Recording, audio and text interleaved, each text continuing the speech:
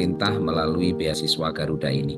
Dan tentu juga diberikan kesempatan yang hebat juga kepada anak-anak yang berprestasi tadi, dan tentu diprioritaskan yang memiliki latar belakang ekonomi yang kurang beruntung begitu ya.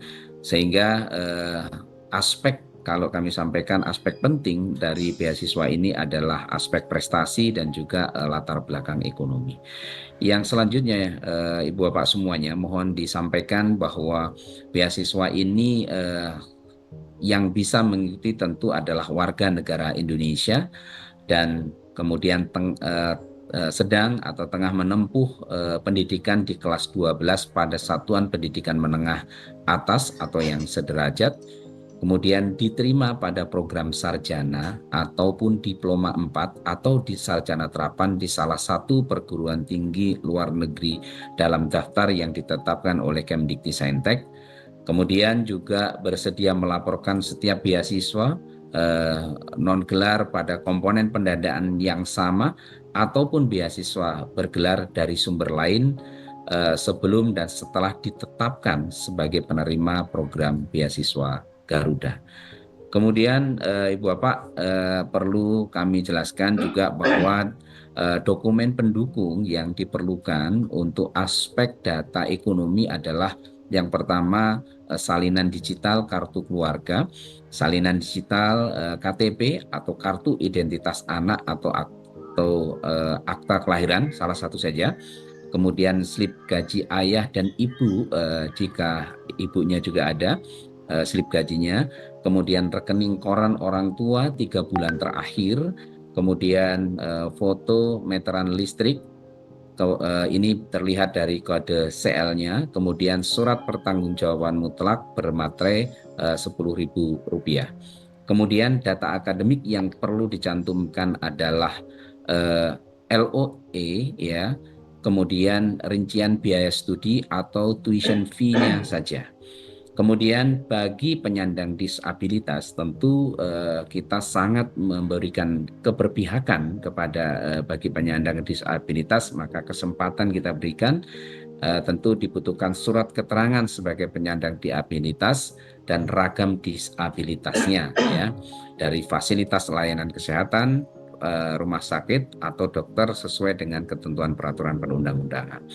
Melampirkan surat persetujuan dari orang tua atau wali dan membubuhkan tanda tangan di atas materai, serta melampirkan surat permohonan pendampingan sesuai dengan kebutuhan aktivitas disabilitas. Kemudian komponen biaya yang akan diberikan dalam beasiswa Garuda ini adalah bantuan biaya pendidikan yang melingkupi tuition fee, kemudian dana pendaftaran, dan juga dana tunjangan buku. Kemudian bantuan biaya pendukung yaitu berupa dana transportasi, tentu keberangkatan dan kepulangan utamanya, kemudian dana aplikasi visa, dana asuransi kesehatan, dana kedatangan dan juga dana hidup bulanan, serta dana keadaan darurat. Kemudian selain itu juga perlu kami sampaikan bahwa beasiswa Garuda ini sangat terbuka dan Kementerian Pendidikan Tinggi, Sains dan Teknologi khususnya di Saintek itu tentu membuka ruang-ruang pengaduan sebagai bagian dari akuntabilitas dan integritas kami, sehingga Ibu Bapak bisa melakukan ataupun siswa bisa melakukan pengaduan melalui surat elektronik, melalui email Direktorat Jenderal Saintek, kemudian ULT Kemdikti-Saintek, sosial media, dan juga termasuk sosial media Prof. Stella Christy. Kemudian juga kita ada kanal YouTube di Kemdikti-Saintek RI. Saya kira itu yang bisa saya sampaikan terlebih dahulu. Nanti maaf, ini kita juga sampaikan terkait dengan lini masa ya. Jadi submit dokumen ekonomi itu dilakukan di 21 April sampai dengan 23 April ini. Kemudian pengisian data LOA untuk yang mengikuti di gelombang 1 itu 21 April sampai 23 April juga. Kemudian untuk gelombang 2 di 2 Mei sampai 24 Mei. Kemudian proses seleksi administrasi untuk gelombang 1 24 sampai 27 April, gelombang 2 5 Juni sampai 15 Juni, dan pengumuman seleksi untuk gelombang 1 itu di 28 April 2025, gelombang 2 di 16 Juni 2025. Kemudian ini adalah contoh-contoh e-form yang kita siapkan di dalam website beasiswa Garuda atau landing page beasiswa Garuda. Yang pertama harus memasukkan terlebih dahulu data ya NIK peserta seleksi, kemudian untuk melanjutkan pengisian ini dilakukan terlebih dahulu. Kemudian yang e-form yang selanjutnya memasukkan latar belakang ekonomi yang meliputi penghasilan orang tua dalam angka, nominal rata-rata rekening tabungan orang tua, serta KWH listriknya. Kemudian juga harap diinput biodata peserta secara lengkap dengan juga nomor ponsel yang aktif sehingga bisa dibangun komunikasi jika ada beberapa hal yang terjadi bottleneck. Kemudian beberapa pendukung lain yang nanti bisa di-open di sistemnya. Kemudian nomor peserta jaminan sosial jika ada, ini sangat penting.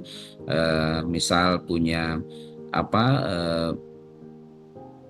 kartu Indonesia Pintar, itu juga bisa dimasukkan sebagai data e-form aspek ekonomi.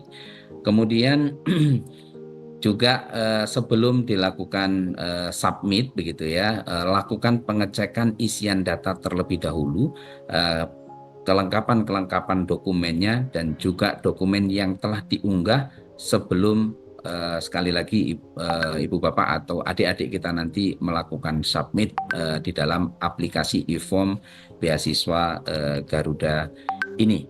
Kemudian selanjutnya nanti ada e-form proses seleksi Garuda itu akan muncul. Kemudian Ibu Bapak juga bisa selesai dalam proses pengusulan setelah data Ibu Bapak tersubmit dan dipantau sesuai dengan lini masa atau timeline yang tadi telah saya sampaikan. Demikian Ibu Bapak yang saya hormati yang bisa saya sampaikan. Mohon maaf kalau ada hal-hal yang kurang berkenan. Sekali lagi mudah-mudahan inisiatif ini bisa memberikan kebermanfaatan yang tinggi kepada adik-adik kita untuk bisa menjadi peserta beasiswa Garuda yang ke depan bisa menjadi orang yang berguna untuk bangsa dan negara kita. Hatur nuhun. Assalamualaikum warahmatullahi wabarakatuh.